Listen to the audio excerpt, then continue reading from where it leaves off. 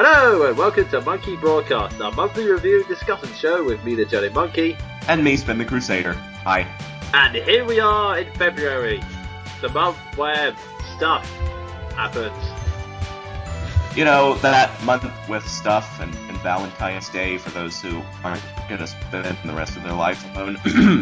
Oh god, I forgot about that. Although there is also pancakes. Well, true, yes. That's a little less. You know, if not for the fact that none of my friends would shut up about Valentine's Day on Facebook, and I mean shut up as in stop bitching about it, I would actually have forgotten that Valentine's Day existed this year. Yeah, I almost forgot until you brought it up, so now I am cursing those same friends. You're totally welcome in a roundabout way. Anyway. So yeah, let's continue that theme of stuff happening by moving on to the first section. Q&A! This section is where we provide answers to questions sent to us by our fans and subscribers. If you'd like us to answer your questions, please send them via YouTube PMs or leave a comment in this video. Now, unfortunately, since the last Monkey Broadcast was delayed due to unforeseen circumstances, I've had very little turnaround between releasing the last one and recording it, and I didn't have much time to get the warning out. As such, we only have one question this month. Waving tiny flag for the one question. Yeah, sorry guys, I'll give you more warning in advance next time, so there should be more questions next month. But until then, our question comes from Mecha Shadowrunner, and he asks, what is your favourite Squaresoft/Square Enix game that is not Final Fantasy or Dragon Quest?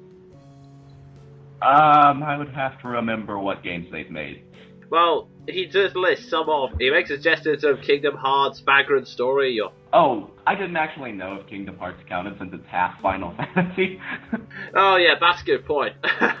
If I had to choose, I would say either The World Ends Review or Chrono Trigger.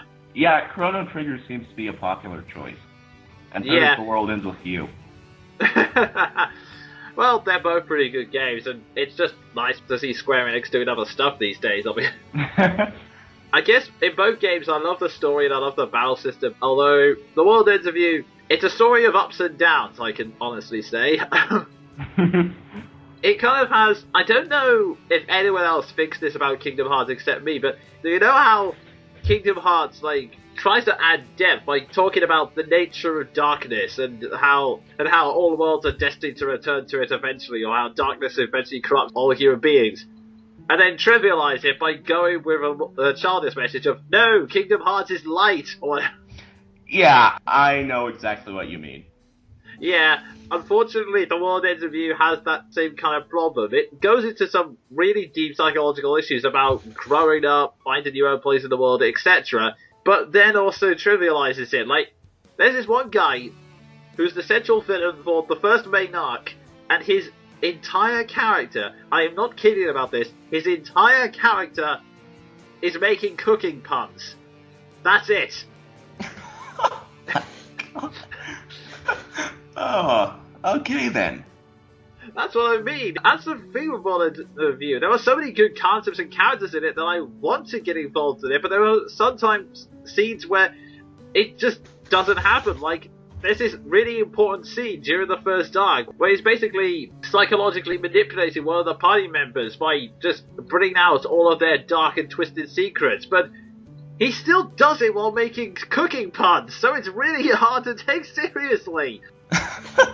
Yeah, you know, I can't really blame you for not taking it seriously, because cooking puns, I mean, really?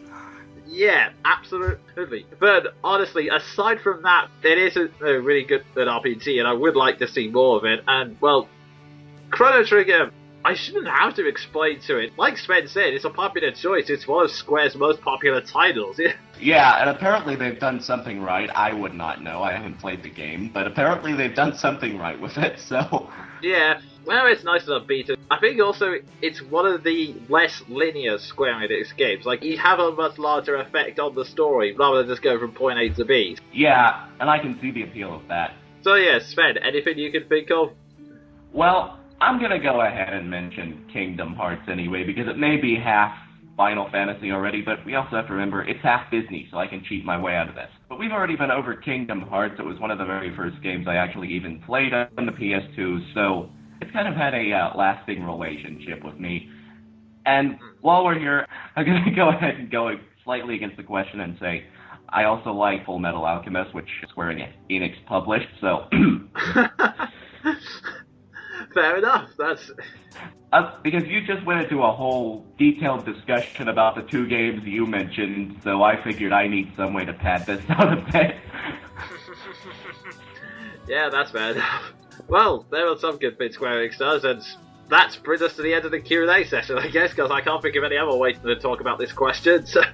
So yeah, with that, we'll now go on to the next section. Video games! This is where we go more in depth into the video games we've been playing this month, or rather Sven, because he has something he wants to review this month. Yes, I do.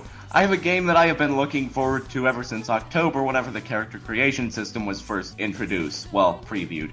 And that game is Soul Calibur V. Ah, yes. And just for the record, yes, the series is kind of in the same vein as Dead or Alive in that, boing, but at least this is entertaining. Yeah, it's kind of not quite as bad as Dead or Alive, admittedly, but it doesn't help that recently a Soul Calibur 5 poster was essentially just two breasts. Yeah, I forget if it was that one or a picture of what looked to be Ivy's arse that they advertised that made me say, how did that get published? And then one of my friends said, it's Japan. And I was like, yeah. How did that not get published sooner?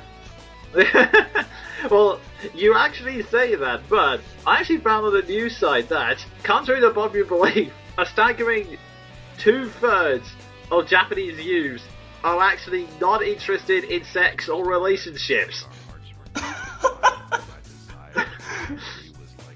Wow, that's kind of hilariously ironic. Yeah, it's actually reaching the point where the Japanese government is seriously worried about the population numbers declining. Well, over the past few years, I do suppose they've been worried about overpopulation since they live on an island. Yeah. Well, I guess this solves it.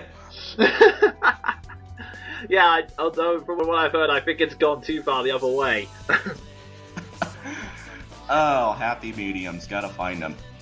Yeah, but anyway, this is not about Japan's sex drive, and neither is Soul Calibur for that matter. Well, you would think. Yeah, but basically, from what I remember, the only game I played is Soul Calibur 2, but from what I remember, Soul Calibur is a fighting game series based around medieval swordplay. Essentially, although there are Japanese-based characters like Mitsurugi, Yoshimitsu, friggin' Yoshimitsu kicks my ass. Oh, yeah, to cross over from Tekken, if memory serves.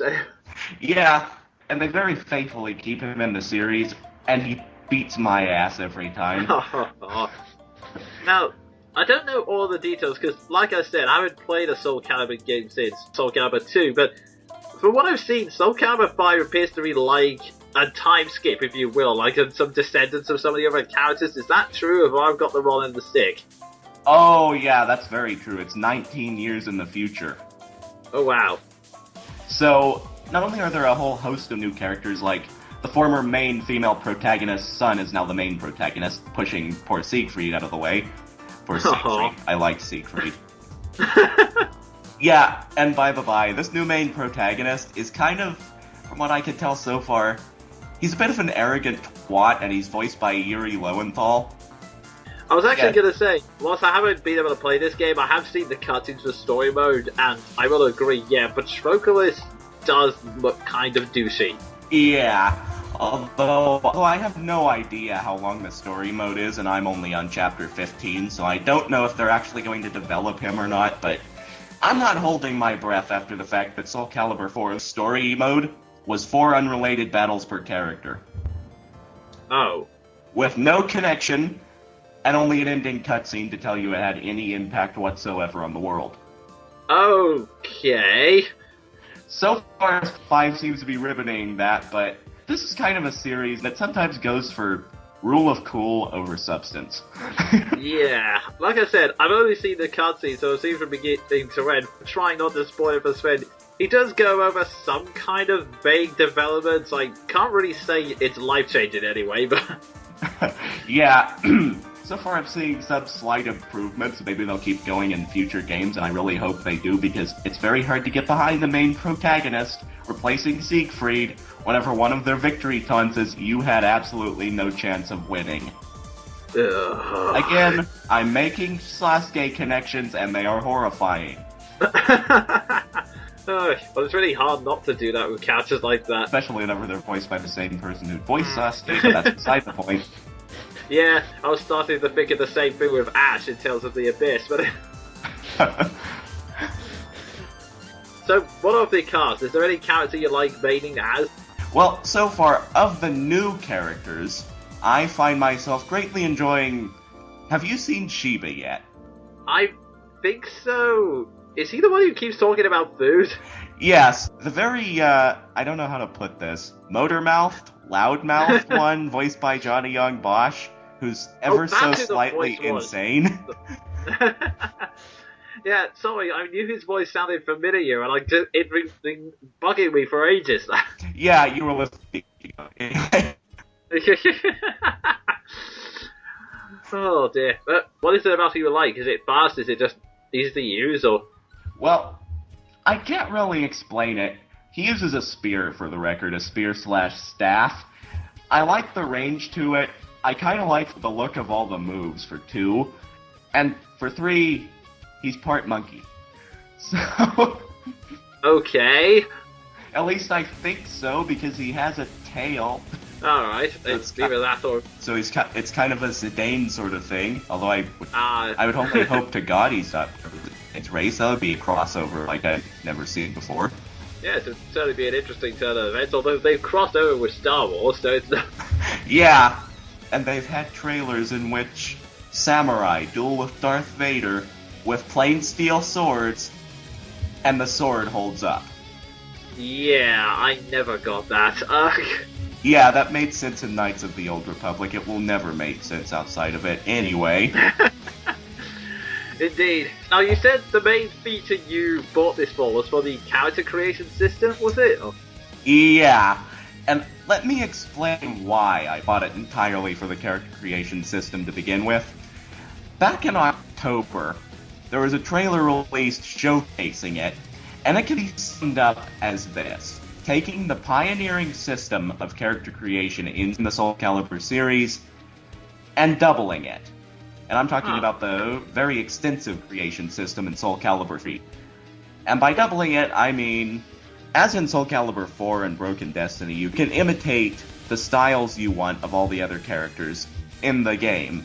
But how you build the character influences how well that style works and all the nuances to it, like, say, the power, the range, etc.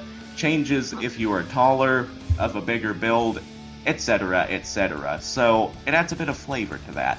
And that's not even getting into the equipment you can choose for your character. I'll get into that in a minute once I give Jonin a minute to talk. Yeah, fair enough. I mean, that does sound pretty extensive. How many characters have you made so far on it, just out of curiosity? 21. Out of 50. Oh, nice. I remember you talking about it being in a private discussion. Is it all characters from the private RPs we've done, or there are some other characters in there as well? Well, it's mostly private RPs. Some that I've done with you, some that I've done with other people.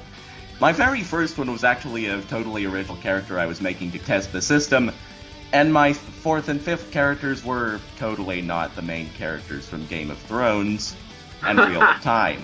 Aw, that's fair enough. I've seen so many people make anime characters, so...